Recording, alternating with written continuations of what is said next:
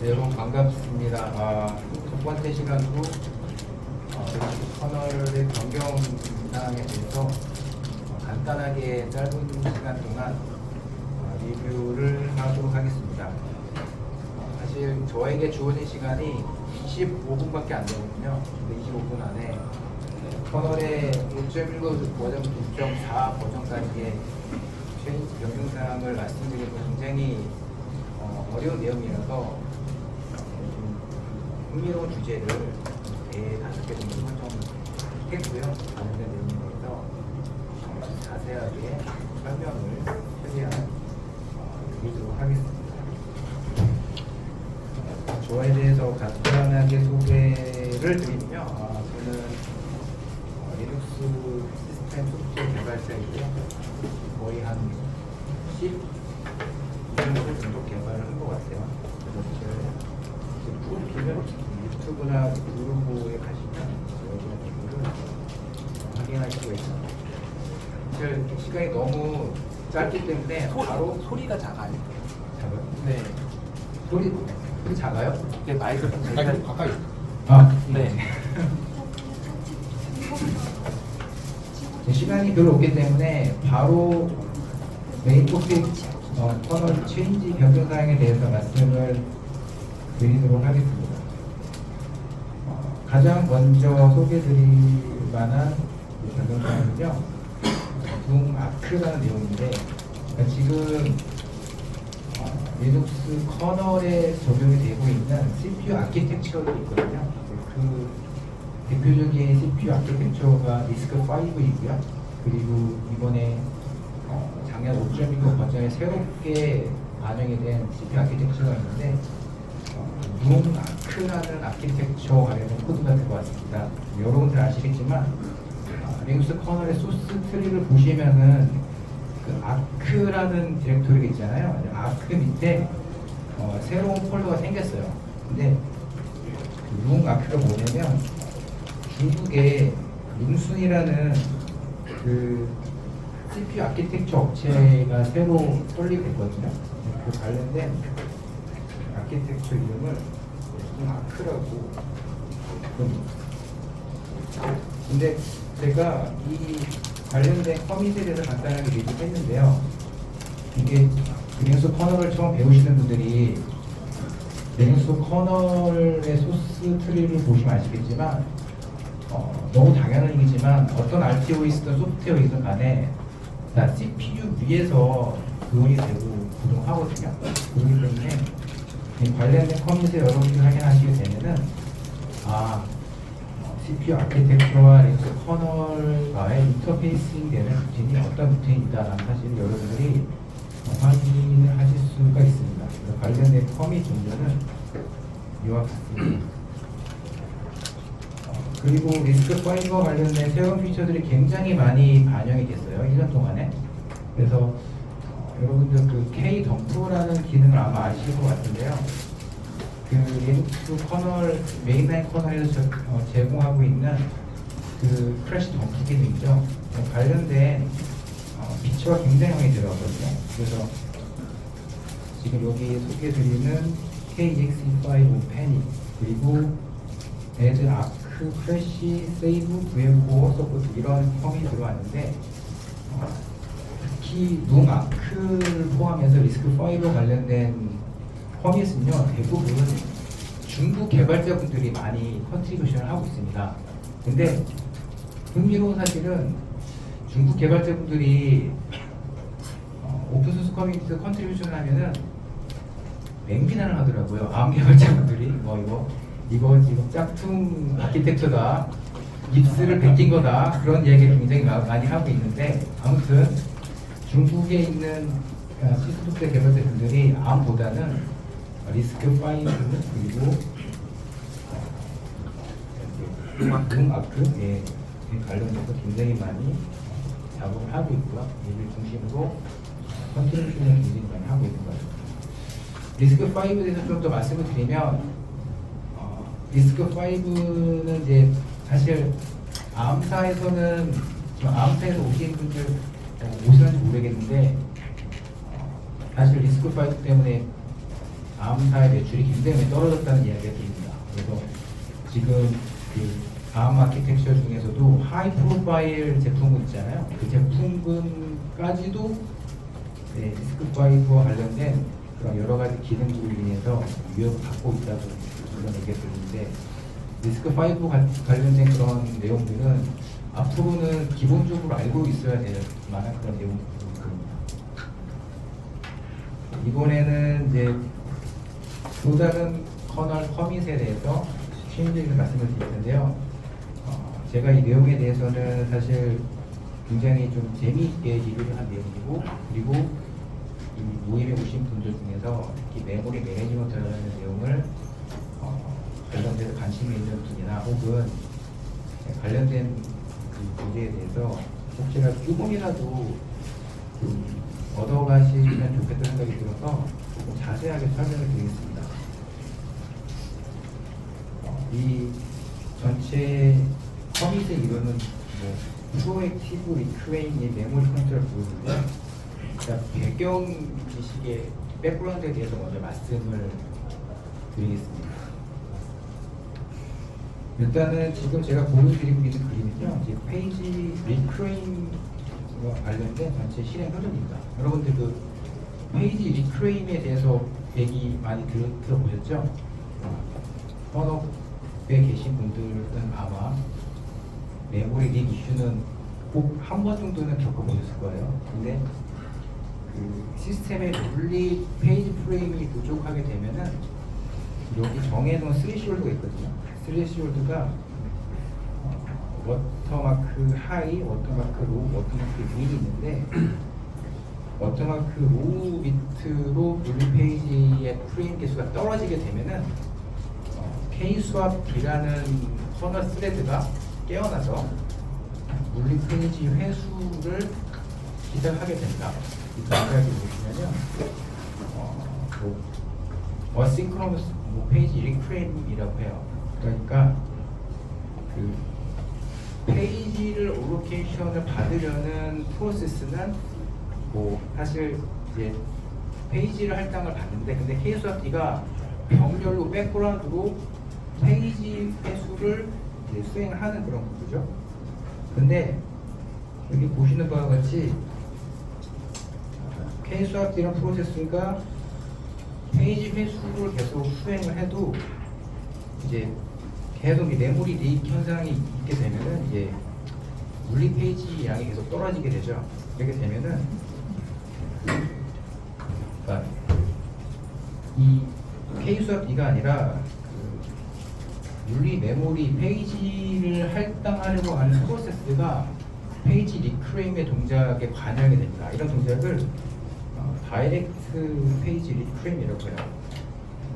그러다가 이제 계속 이제 이 그래프를 보시는 바와 같이 워터마크 로우로 이렇게 스레시홀드 위로 물리 페이지 개수가 이제 페이지 리크레임을 수행을 해서 올라가게 되면은 되고, 그리고 워터마크 하이까지 물리 페이지를 회수하게 되면은 그때부터는 K-swap D가 슬립에 진입을 하는 그런 구조입니다. 그러니까 제가 이 페이지 리크레인과 관련된 전체 구조에 대해서 말씀드린 이유가 뭐냐면, 제가 설명드리는 이 패치와 연관이 되어 있기 때문이에요.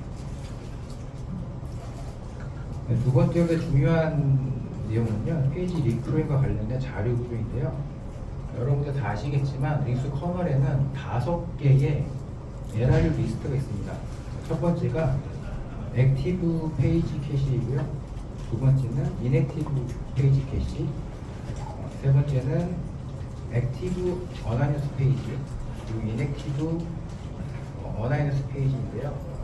그리고 뭐 언릭터블 LRU 리스트가 있습니다. 5개가 있는데, 이 페이지 캐시에 대해서 간단하게 설명을 드리면요, 그 디스크에 있는 데이터를 이제 메모리에 로딩을 해서 캐싱하는 기법을 페이지 캐시라고 하고요. 파일 시스템과 관련된 이제 작업을 하시는 분들은 페이지 캐시에 대해서 아마 파악을 하시게 될 겁니다.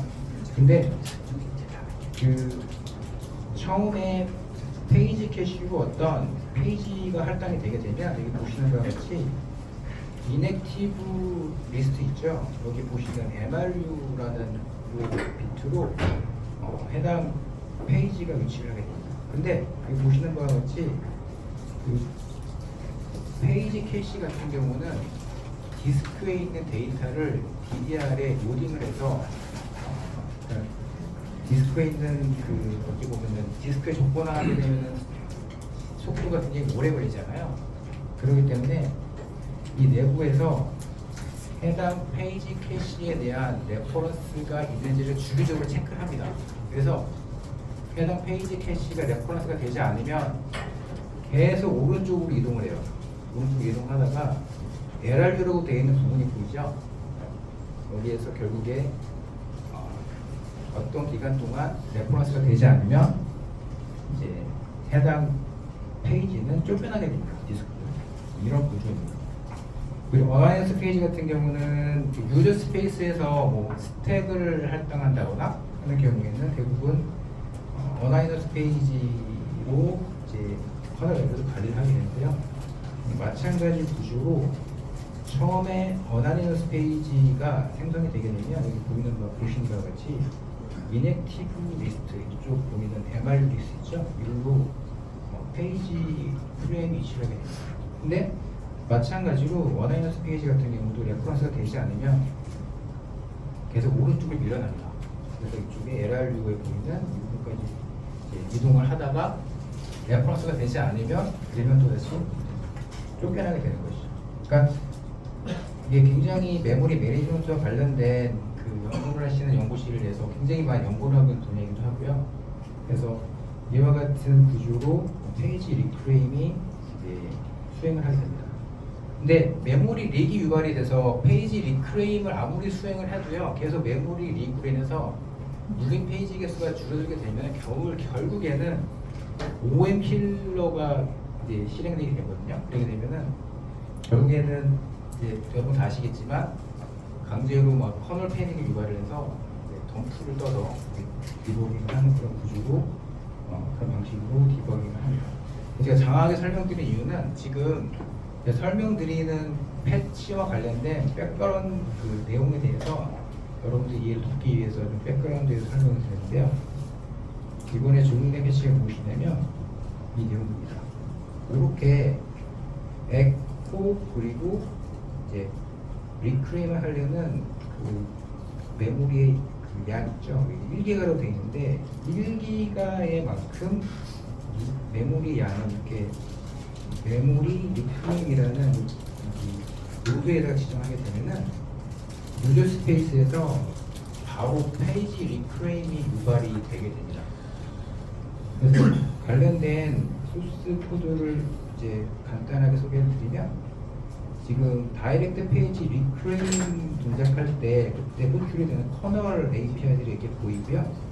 그러니까 보시는 바와 같이 유저 스페이스에서 지정된 메모리의 그 양에 따라서 페이지의 개수를 컨버팅한 다음에 그 다음에 계속 여기 보이는 API를 호출하면서 페이지 리크레임 수행을 하게 됩니다. 그래서 저는 굉장히 이 패치 보고 흥미로하게 느꼈는데요. 이 버전이 커널 9.1도 버전에 적용이 됐는데 요 커밋만 여러분 반영하신 다음에 한번 요 페이지 리프레임을 유저 스페이스에서 실행하게 하는 그런 테스트를 한번 실행하시게 되면 좀 더 퍼포먼스적으로 이득을 좀 보실 수 있게 되지 않나 생각했습니다. 파라미터가 원하는 메모리, 그러니까 페이지 리크레임과 크기를 얘기했잖아요. 원하는 가져온 페이지 리크레임 결과로 가져온 메모리 양을 얘기하는 거예요. 네.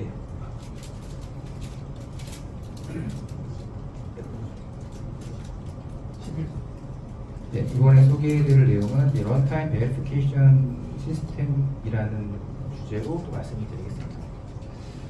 배경에 대해서 한번 말씀을 좀 드릴 필요가 있는데요.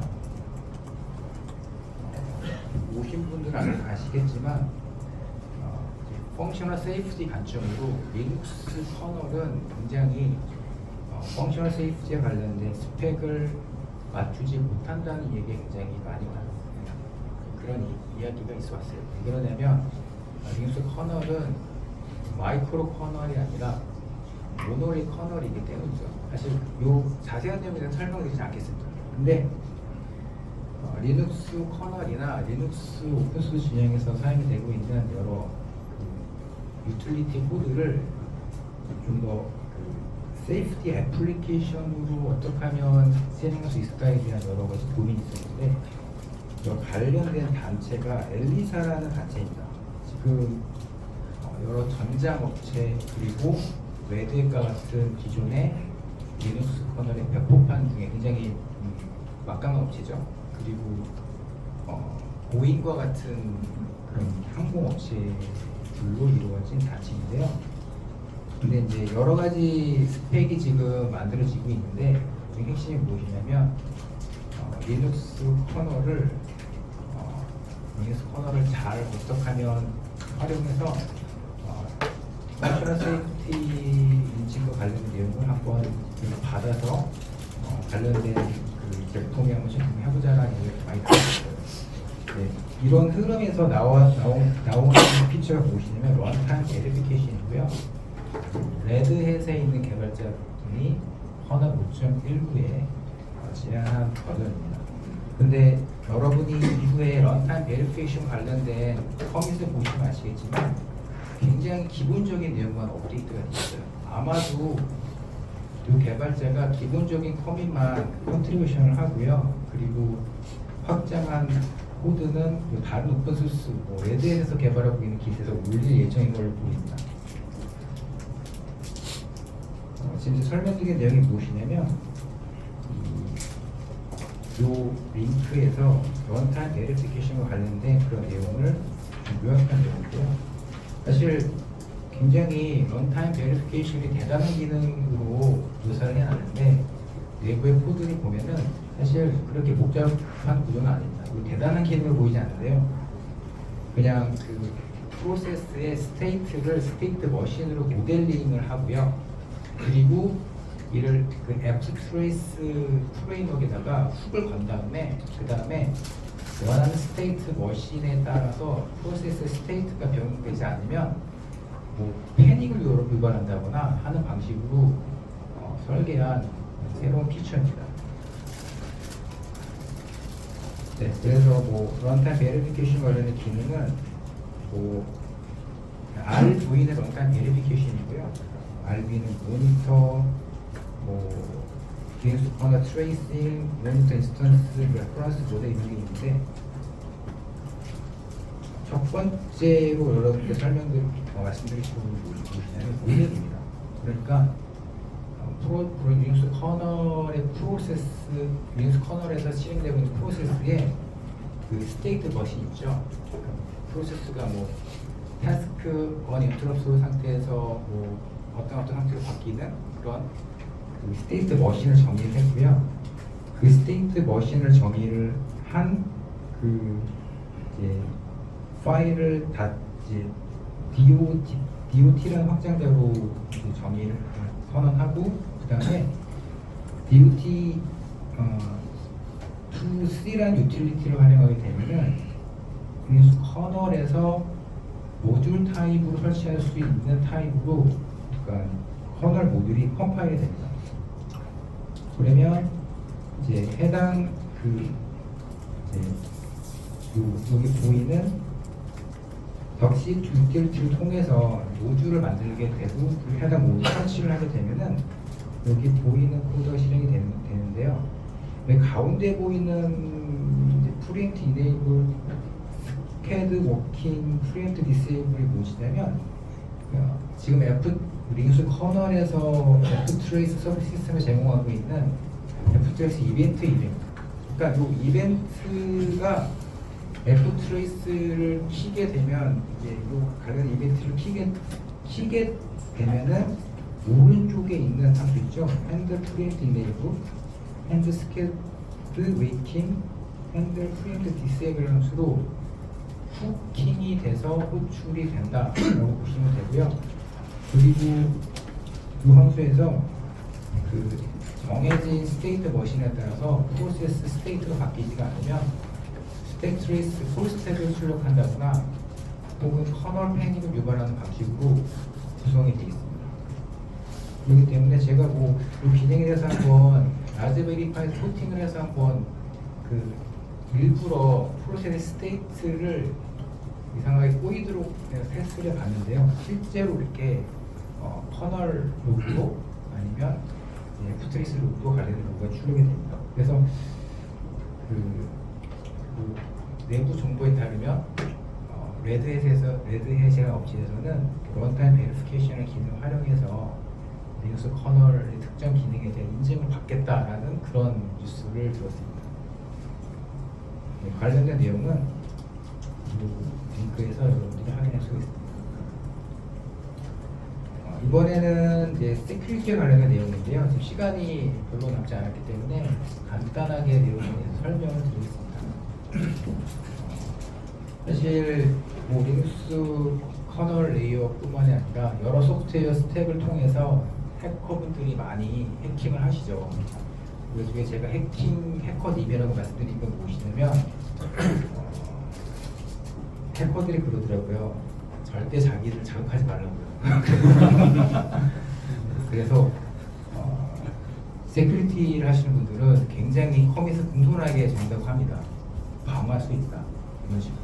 근데 하이퍼바이저 레이어를 우회해서 해킹을 시도하려는 그런 이제 여러 가지 시도가 확인이 된 것 같은데, 근데 지금 제가 설명드리는 기능은 이제 AMD라는 회사에서 그런 그 하이퍼바이저 우회해서 해킹 시도하려는 그런 공격을 방어할 수 있는 이제 아키텍처입니다.